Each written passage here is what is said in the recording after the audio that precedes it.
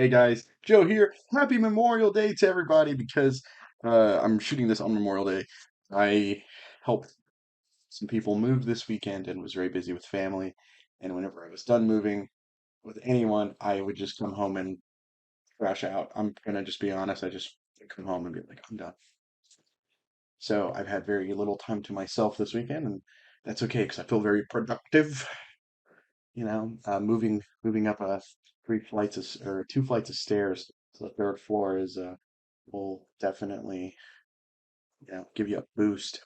Sorry if you can hear the dog whining. He is Nino is our Chihuahua we got at the house right now, and the neighbor's dog is in heat. He is going crazy.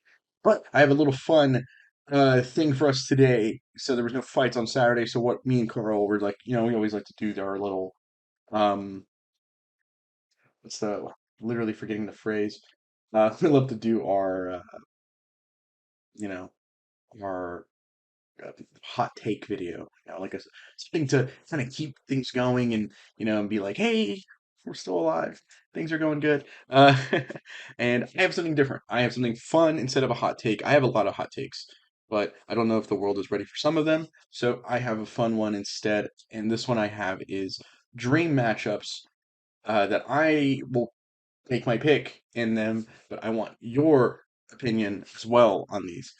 And I have one for each weight class with some special twists thrown in every once in a while because sometimes, you know, and I'll explain my reasoning and my thought process to go. So I'll start from the top and I'm going to go to the bottom, right? I'm going to do the men first and I'll do the women. So heavyweight, I think a really fun one is like, what about like Francis Ngannou versus Mirko? So Krokop is probably my favorite of the big three in pride. Krokop is, right leg hospital, left leg cemetery.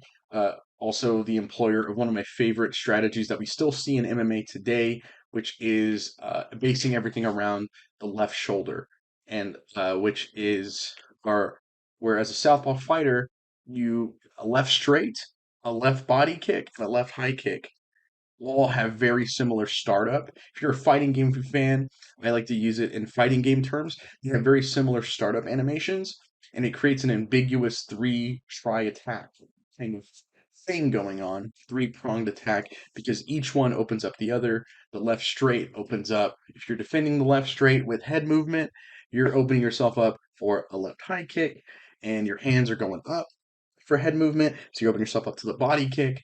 And then if you're looking to kind of stay high, you're putting your hands like this to try and block and take out the high kicks. Here comes the straight coming down the middle. Here's the left body kick.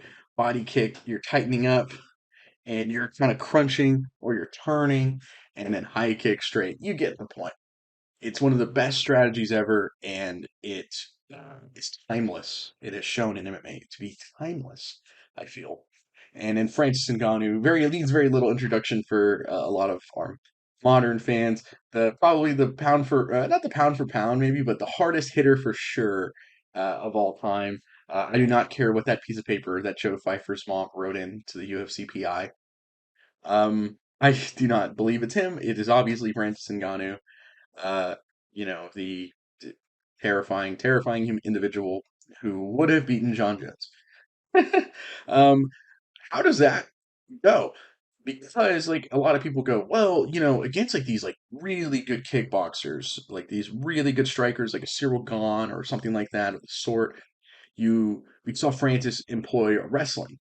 Well, and then, like his last fight in PFL, he employed some wrestling. Well, Krokop was a very, very good sprawl and brawler. In fact, he was like one of the guys who kind of coined the term sprawling and brawling. Was they coined it around him, which I think is very fascinating. And so I think Francis could have would struggle to get Krokop down. How does he bull rush him and run into one of those like just devastating straight lefts?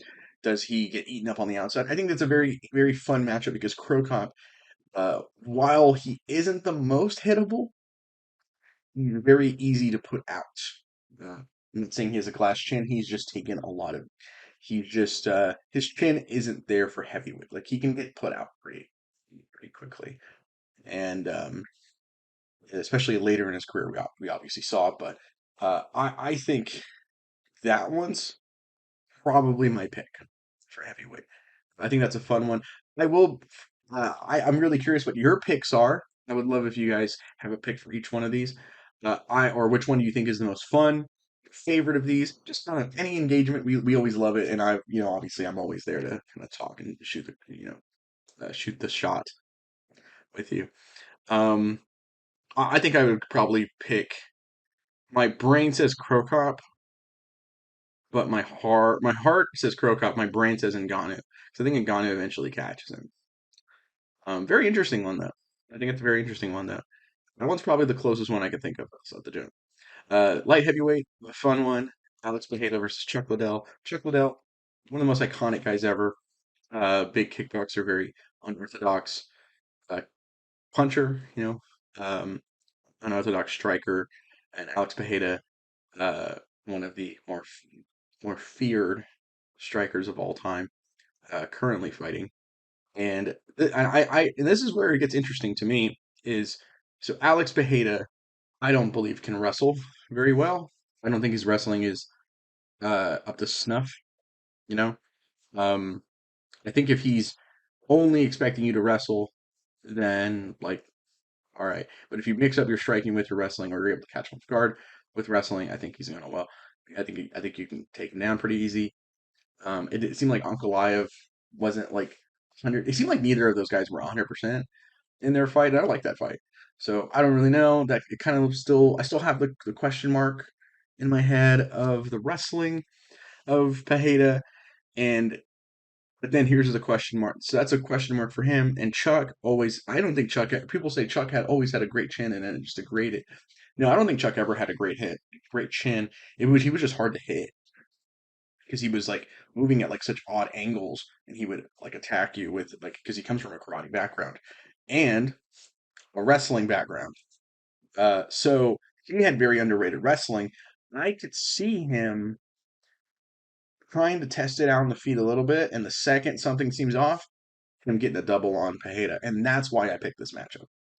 Is I picked this matchup not because of the two most iconic strikers at 205. That isn't enough for me. I want something interesting, and in terms of a stylistic matchup, I think Chuck could make this a wrestling could employ his wrestling here, and I think that is interesting. This is one of the few guys in maybe MMA history that Chuck is probably like, I do not want to strike primarily with this guy, and because Chuck comes from an era where they weren't, they were very stubborn, we'll say, back in that era, and I think this is one of the guys that he'll go, oh, I don't know about that one. So I think that's a fun one for me personally. Speaking of fun, what about funny, comedic middleweight? I have current champion Dricus Du Plessis versus Anderson Silva because I think I'm not an Anderson Silva fan. I respect him. He's a legend. He's a steroid cheater, and that's why he isn't in my GOAT debate for either middleweight or all time. Um, and because he is a steroid cheat. That said, he is the smoothest fighter I've ever seen. Everything is so fluid on him. Uh, it's astonishing to watch sometimes. And I was never a fan of him in his prime. I'm not a fan of him now. I respect him now, but that is what it is. Like I it was so smooth though. Him against DDP, who is the exact opposite of that. They happen to fight in the same division. Oh my god, dude! How do I not put this matchup together? This sounds so funny. Oh yeah, I am picking Pajeda to beat Chuck there, but I am picking Anderson Prime Anderson Silva, he's going to level. It's going to be, I think it would be similar to the Forest. I don't think it would be as dominant, don't get me wrong, but I think those bull rushes are going to look very similar to the Forest Griffin fight for Anderson. I'm picking Anderson to win. I think he can finish him. I think the finish would look a little bit more like the Nate Marquardt finish, where like he doesn't knock him out, but he just bashes him, drops him, goes in for the kill. I think that sounds so fun to me. Uh, but that said, DDP is really, really awkward, and he might just like dumb bull rush his way into a knockout because Anderson Silva's weakness at the time was uh, he's so used to fighters. He had fought so long with fighters who 1, 2, left, right, alternating hands. That's how you're taught, right? And like and so he would with his head movement. Chris Weidman came in with the perfect game plan and strategy, and I do not believe that sequence at the end was him frustrated just trying to touch him. I think that was meticulously planned and thought out because what in that sequence, everyone thinks Anderson Silva gets knocked out. I talked about this in my retro review. Everybody thinks Anderson Silva gets knocked out because he was clowning around. No, no, no. That sequence, clowning around or not, he was always going to get knocked out because in that sequence, remember, jab, straight right, he throws a back fist with the same fist. He doubles up on the same hand, and Anderson has to lean even more. He's now defenseless, off balance, and out of position. That left hook comes in to clean up the mess. So I think DDP could actually luck his way into that because I think he's just going to throw like Juliana Pena-esque strikes at him. Actually, his kicks are very good. I think his left kick especially is pretty solid. But um, and I think it would be really funny. I think that's like so that there's the intrigue there. So I'm not gonna pick just washes. That's fun. I want a chance for both fighters to have a reasonable chance of winning. And I am picking Anderson. I think it would be one of the more closest washes we have. Maybe the second biggest wash on this card, but um, still, it's fun. Welterweight. So this is the first of the special rules things because it's really hard for me to be like GSP versus X fighter. Because I would pick GSP. I think it's kind of clear that GSP would just win. Prime GSP versus anyone in welterweight history, I think he wins. Um, so here's a fun one. This is a no time limit, no rounds. It goes pride style. We're going until it's over, kind of thing. And it's the first to a finish. The first one to get the finish wins. Bilal Muhammad versus John Fitch. Who pulls it out? Now, I know what you're thinking. Bilal Muhammad actually has decent hands. He has no power, no finishing power at all. He's gonna have to wait until John Fitch is gassed out. And John Fitch has a great cardio, but he has hands. John Fitch doesn't really have the best striking in the world, or at all. We never really saw it. But I'm going to argue this. If John Fitch does get on top, John Fitch has a very good American Jiu-Jitsu base. Or not base, because he's a wrestling base, but he had a very decent, I would say at the time, very good. Nowadays, it's common, but he had a very good American Jiu-Jitsu base and was a black belt under uh, Dave Camarillo. So, which I think at the time held a lot of weight, and now I think it's pretty good. I still think it's pretty good. I think it could be very similar to the Sean Brady fight, but I think this is an interesting fight because until I see more of Sean Brady, I feel like Sean Brady could just be like the slightly the slightly more exciting version of John Fitch. Um, but it is very funny. That's probably too harsh. Sean Brady is way more exciting than John Fitch. I apologize. But still, their games feel similar to me. John Fitch just has much less inactivity. That said, I think Bill Hill wins. I think he gets it because of the striking advantage. I think the wrestling would kind of cancel each other out, and then it leads to the striking advantage. And I think after 50 minutes, Bilal Muhammad gets a finish. Now here's my personal favorite one here, and what sparked this whole debate or what sparked this whole prompt was lightweight. There was two fights that kind of sparked. It was the heavyweight fight in this fight, but kind of sparked me. I'm gonna do every division. So lightweight, I've seen a lot of people debate the BJ Penn versus Prime BJ versus Prime Aldo, or not Prime Aldo, Prime Habib. And then I've also seen that one though too, Prime BJ versus Prime Aldo. I have one. Prime Aldo goes up to 155. The thing we've wanted forever goes up to 155, takes on Prime Habib. And I know what you're thinking. Sounds like a wash for Habib, right? No, not not exactly.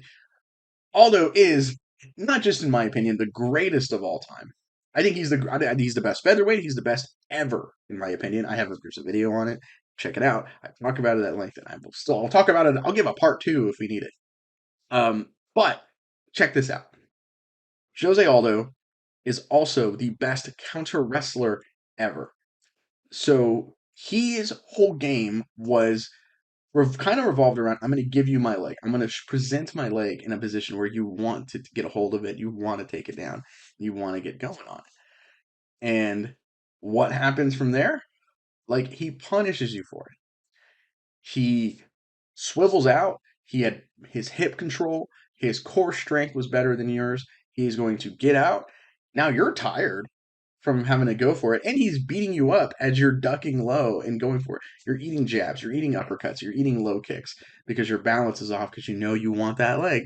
The best counter wrestler of all time, and he's beaten more. I think someone said, I don't know the statistics of this, but I remember hearing something like someone said he's beaten more Division 1 All American wrestlers than anyone in UFC history. I don't know how true that stat is, but that is an absurd stat line. Like, that is insanity. How does he do against Habib? Who, like, I don't think Habib is the greatest wrestler we've ever seen in the UFC. I think he's maybe the most dominant wrestler we've ever seen. Like, there's a difference. Like, sometimes you're Hakeem Olajuwon, sometimes you're Shaq. And like, Hakeem's the best center in my opinion in NBA history, but Shaq is absolutely the most dominant.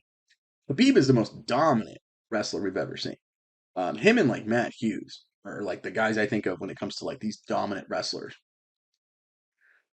So how does that fare?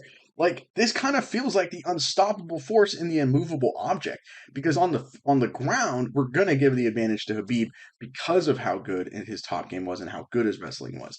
And we're at a Division 2 where Aldo isn't gonna get gassed out like it's crazy, you know. And if we're picking Prime Aldo, we're also cutting off all the years of fight wear and tear and the injuries off of him that he had just accumulated. Like his downfall started because of all the injuries. He was fighting once a year because he was beat up all the time. He was like on top for like 10 years unbeaten. Uh like, so with all that gone, if Aldo's not going to get tired, well, Habib has the strength advantage, and Habib never got tired. Well, that's interesting. And then the striking. Obviously, we're picking Aldo in the striking advantage, and Habib infamously refused to check low kicks. Look at the Justin Gaethje fight. Here's a guy who kicks just as hard and is faster and is better at low kicks than Justin Gaethje. This fight is interesting. This fight is incredibly interesting to me. My heart says Aldo. My brain says Habib. I'm definitely curious what you think. I'd imagine most people are picking Habib here, but I think this fight is closer than you guys want to give. I'm not trying to call it out. You guys haven't seen this yet. I think this fight is closer than what a lot of people are going to say this fight is. Now for featherweight.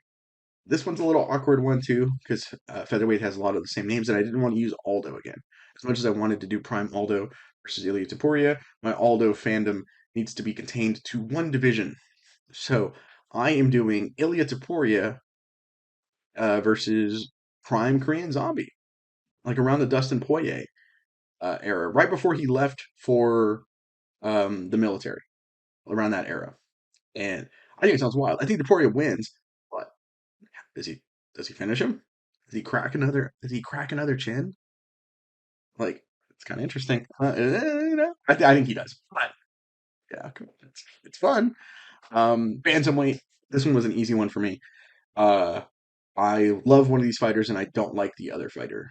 I love the old school fighter. I love my Dominic Cruz because I'm going Prime Dominic Cruz, the best bantamweight ever, probably still. And I'm going him and Aljo are the two best ever. But I'm going against Sean O'Malley. I do not like Sean O'Malley. This one's kind of fun, with crazy movement. I think O'Malley understands angles and kicking more, so he might be able to lure Dominic Cruz into a kick, which could do it. Prime Dominic Cruz is going to get in on those hips and take him for a ride. I think I think this fight would look very well for Dominic Cruz. I think Dominic Cruz doesn't beat him, but I think he wins 4 rounds to 1. I just think he just out wrestles him and just outworks him and just grounds him and smashes on him. And then when they're on the feet, he makes him miss because he's going to get tired. O'Malley's going to get tired from missing so much and having to wrestle. And he's going to miss more. And then, another takedown or another big shot, And you might actually come out of that fight going, oh, Dominic Cruz beats Sean O'Malley in the stand-up, even though he really shouldn't, right? Like, I'm picking Dominic Cruz in that one. But I think that fight also, like I said, could be interesting. I can understand someone saying O'Malley wins that fight. Bantamweight, let's get an Olympic rematch here. Let's do Kayla Harris. Oh no, I'm missing a fight. I'm flyweight. This is one of my favorite ones. Pantoja versus Mighty Mouse. Simple enough, right? Um, Mighty Mouse probably would be the favorite going into this, but I don't know, man. Something about Pantoja. Is it does his bull rush, hoping to get a clinch and take your back, work here? Probably not. But I do. I still think it would be a very, very electric 5-round fight. I think Mighty Mouse wins a decision here, probably 4 rounds to one. But I think it would be electrifying. I almost did Pantoja versus Henry Cejudo, but I think Mighty Mouse is the bigger name here, and I think it's a similar result. But you never know. So what I mean, like I think it's interesting. You never know with Pantoja. So I think that one, once again, you got to go for the interesting. Kayla Harrison versus the Honda Housey, as Hinata Laranja says. I think an Olympic rematch. Why not? I think it's a good one. I mean, obviously, Kayla Harrison versus Amanda Nunes is a big one, but I didn't do featherweight because featherweight really hasn't been around for too long. And what am I going to do at featherweight? Like, I mean, I can tell you what I'm going to do at featherweight. If I did featherweight here, hypothetically, it's not here. I would do Ronda versus Cyborg, and then for bantamweight, I would do um, Juliana Pena versus Ronda. Like, I don't know. See, even that, like, see, there, it's kind of hard. It's kind of the problem, right? Because it's like Amanda Nunes has fought in everybody, so it's like I just do another rematch. No, see, because I want someone who hasn't. I want two people that that never crossed paths. This one is a rematch, but not in MMA. So flyweight. So this division also runs into a similar problem because, or a unique problem because this division only got started so they could give a belt for Shevchenko. We should have made 105. We made 125 because Shevchenko could not beat Amanda Nunes. Even if her nose was rose from her punches, couldn't happen. She couldn't do it in 2 attempts. So what do? We make a new division, and she was undersized. I want to credit where credit's due. She was undersized for 135. So they made a division around her, um, and in my opinion, they made it tough, and they said we'll just put a belt at the end of it to get incentive for an incentive, so they could make a roster for a division. And they were like, Shevchenko will just fight the winner of this, and then we just have a middleman. We can have a middleman for it. And so what do we do? Do we do Nico versus Shev finally? No, I don't think so. I don't. It's kind of hard for me to get excited about any Shevchenko anything here. So let's get weird. What if I built a cloning machine? And I already have a time machine for this situation. What if we build a cloning machine and we clone 99 Shevchenkos? So we have 100 Shevchenkos versus one gorilla. That's right. We're jumping on this trend way too late. Who? This is the biggest wash ever. I'm picking the gorilla. Um, I picked the gorilla in the 100-man thing too, because apparently it isn't 100 at once over the gorilla. It's one at a time. Like I don't understand that. But that makes no sense. We're never gonna get this guy, and he's gonna just crunch. Like it's gonna be like that scene in Invincible, where like because it's happened twice now, where like they have Mark and they're just like going through the train or going through a crowd of people like flying at super speed, and he's just like blitzing through them. That's gonna be that gorilla with the first guy. Like I no way. Strawweight. So this one also kind of struggles with it. This is the last one on the list. This one also struggles with it because uh, this division hasn't been around a while, and there was a lot of decent sized reigns. So I'm gonna do something weird for the final one. I want to round robin whoever has the best record wins against 4 people who have all fought each other. Joanna, Rose, Wiley, and Carla Esparza. So the four horsewomen, in my opinion, of 120. And also, all the champions, and now that I think about it, all of them, they're the only champions the division's ever had. Funny enough. But they've all fought each other. Carla has fought Rose, Wiley, and Joanna. Joanna has fought all three. Rose has fought all three. We all get it. They've all fought each other multiple times, even. Um, so who has the best record? Is it Wiley, who technically does have the best record against them all? But they weren't all in their primes, right? They were all of them were at different stages in their career when they all fought. What if they're all in their primes? So it'd be Rose around the time she beat. Oh, and Jessica Andrade is the only one who isn't in this list. Actually, I just thought about that. It's kind of funny. But would Wiley Zhang like this? She has the best record against him because she's lost to Rose twice, 0-2, but beaten Joanna, so she's technically 3-2. Rose is actually Rose has the best record. Wow, Rose is 4-2 and against them. Um, so but like at the same time, do we pick Do we pick Wiley because we know she beat Rose in the second fight? Who has the best record coming out of this? I'm gonna make a hot take here. I think, man, I kind of want to pick Joanna here. I gotta be honest, I kind of want to pick Joanna here. I think she was getting too big for her britches, and I think Rose was just better time too. So I don't know. I think it's Rose or Joanna. I could be wrong. Could be Wiley Shane. Could be Carla. Who knows? Maybe Carla's double legging people because she had two primes. Um, like so I don't know. It's kind of interesting, and I think it's interesting one. That's what these are all for. I'm Joe with the INC. These were the dream matchups for me. If we went prime versus prime with my time machine. And I'm curious what you guys think of this content and what you guys think. And let me know in the comments below, and maybe we can come up with some other fun ones for the future. Peace. I'm Joe with the INC. Thank you so much for watching. Peace.